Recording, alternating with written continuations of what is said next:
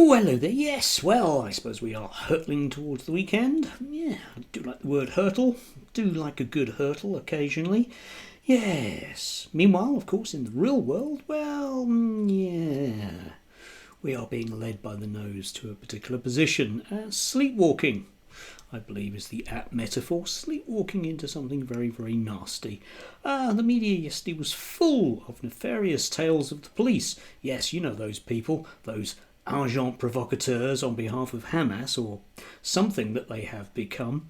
I mean, somebody my age seems to recall that the police have spent, I don't know, at least 55 years of my life being, well, just agents of the state in a very sort of right-wing and sort of proto-fascist way. But now, apparently, they've all been taken over by DEI hires who wear pride flags or something, and they're now working in cahoots with the communists against the purity and racial blood of the state. So yeah, we had all of this kind of stuff from right across the media spectrum, basically, claiming that a public order issue was in fact, well, evidence that Antifa are working hand in hand with the Sweeney or something. Except, of course, as I always say here, people seem to think that the police should do, well, basically should run after villains who can be easily identified by their bag of swag, whilst blowing a whistle and shouting "Stop police" or something similar. Yeah, it's never about the fact that they have to deal with some fairly difficult situations amongst a group of people that are probably spoiling for a fight on one side, and some of whom are probably spoiling for a fight on another side. So if you have some, demonstrators who are going to turn up, it's better to have them in one group so they don't go wandering off, bumping into, well, other groups of people that won't necessarily like them. It's the way it works, isn't it? But that's me just knowing things and living in a rational universe. In our beautiful social media soaked world, it's an irrational universe where such things cannot possibly happen, and conspiracies are everywhere. And what this leads us on to is very much the narrative that we're being fed, not just across, your GB News and your rather nasty little boys fandom podcasts or anything else, but actually a fairly mainstream media narrative. I mean, particularly from, like, for example, the Daily Telegraph, which is leading the charge, and this is, basically from Miriam Gates, who's now become a stalwart of GB News, because after all, if you get kicked out as a Tory, then there are a number of career options available to you. If you've been around for long enough, or if you just knew Boris well enough, you go into the House of Lords, and if you're high up enough, you get a job on GB News, and if you're just everyone else, then you simply join the Reform Party, because we need a radically new and completely different right-wing party full of completely failed Tories. Yes, which I'm sure you are aware of whenever you see their spokespeople on TV. My God. Anyway, we get Miriam, who's decided to post this on Twitter yesterday. For decades, we've been governed by many, not her, obviously, whose loyalties are not to the British nation. Not her, obviously, but to a vision of global liberalism. Yes, it's them globalists. Those really bad people that, prior to about 5 years ago, were actually in charge. Do they mean David Cameron? Do they mean Miriam Gates? No, of course not her. No.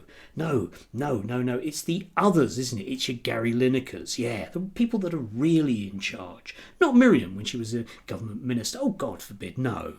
Only a parliament of our best national conservative thinkers, my God, what a small pool, can reverse Britain's decline. Only that. There's no other option, right? But can they be persuaded to stand for election? Oh, dear God, yes will be the answer, except, of course, they don't need to stand for election, do they? They can simply be appointed by Nigel Farage, who wants all the best minds. He's already got all the best minds. You could see with Rupert Lowe. No, not Rupert Lowe, obviously. You could see that with, well, their brilliant cohort of MPs, some of whom are still MPs. Those brilliant minds that they have. You can see with Darren Grimes, yeah? Or indeed 18-year-old council leaders who really know how to run things. Yeah, the brilliant minds. That's what we need, isn't it? Yeah? Because, of course, we don't really need them to be elected. Not really elected. No.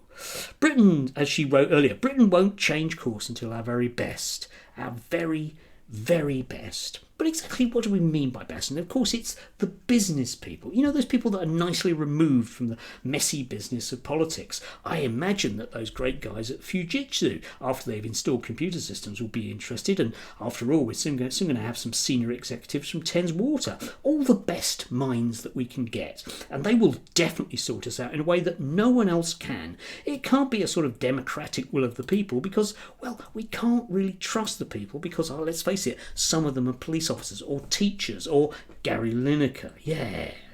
Which, you know, in a even more mainstream level, we end up with people like Allison Pearson, who actually posted this up to a fair amount of shower of brickbats yesterday. Anyone else hoping for a military coup? No, we're all hoping for a military coup, Allison. Of course we are.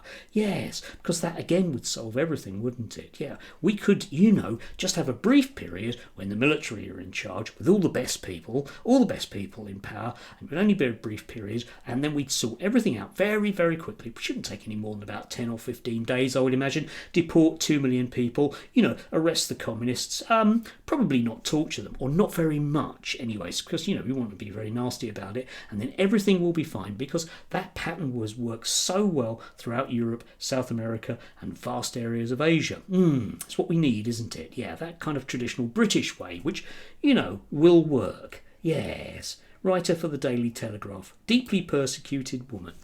Now, the reason why we've arrived at this point, whereby writers for the Daily Telegraph, oh dear God, I do hope it doesn't end up in foreign hands, otherwise, you know, who knows what they might print. It'd be awful, wouldn't it? Anyway, yeah, these people have been, of course, drip feeding us this stuff for years and years and years.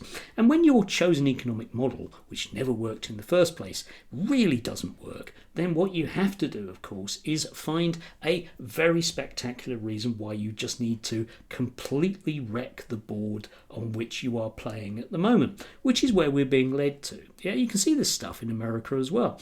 All of the fascists come out and they start suggesting that, you know, that we can just have very, very simple solutions to very, very complex problems. Not, you know, sensible economic policy, but just a brutal imposition from above, because that's the kind of language that, well, presumably I understand. And thankfully, of course, all those people standing outside migrant hotels will be immune from any ill effects of any of this stuff. When you drip feed to people notions year after year after year in the British media, it does have an effect, because the majority of people are not political. There's only realistically about 1 in 10 of the population that are political like I am. You know, most people just don't really care. And, you know, one might argue they don't have to. However, if you constantly have that background noise, it has an effect.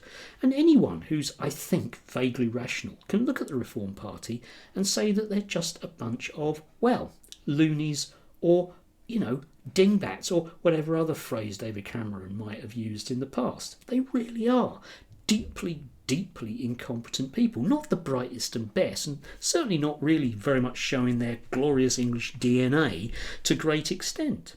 And you might think, for example, about, well, that's a recent example, but the whole of the British media apparatus for 20 years was telling us about how awful the EU was, and everything would be sorted. Everything, you may remember, a la Hannon and the rest of them, will be sorted out once we have Brexit. Well, here we are.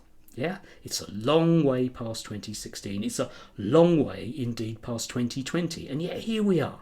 And we still aren't quite there. So what we need, of course, is even more of the same basic thing whereby, well, we just need to, you know, rip up certain things. And these are, after all, the Conservatives. They're the people that are really invested in Britain's glorious, glorious, glorious history of freedoms for the individual. Not like me, though, presumably. And I'm willing to bet a sizable chunk of you either. Yeah.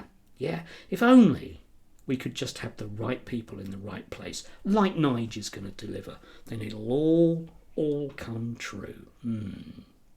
Sorry if I'm not convinced. And I'm certainly a great believer that if you do want to make an omelette, what you really need to do is round up the communists and make sure that they disappear late at night. Anyway, do have a glorious day if you can do, and remember, whatever you do, do not go out on demonstrations showing any form of support for Palestine action. That would be very, very wrong. I'm wondering how long it is before somebody gets arrested for holding up a sign saying, I support PA. Yeah? And then the police have to ask what they mean by that. And they'd probably say something like personal assistance or Preston Athletics or something, and they'll still be arrested anyway. And of course, we've reached the point whereby we can't ignore certain things anymore. And even the Daily Express, the famous headlines of burning babies from 2 years ago, now discarded, is having to suggest that maybe, just maybe, we might need to do something slightly different in Gaza.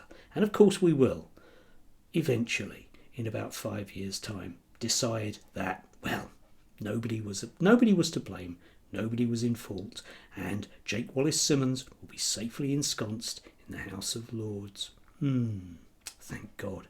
The brightest and the best in charge. It's all for the greater good. Do enjoy. Make sure you do. You never know.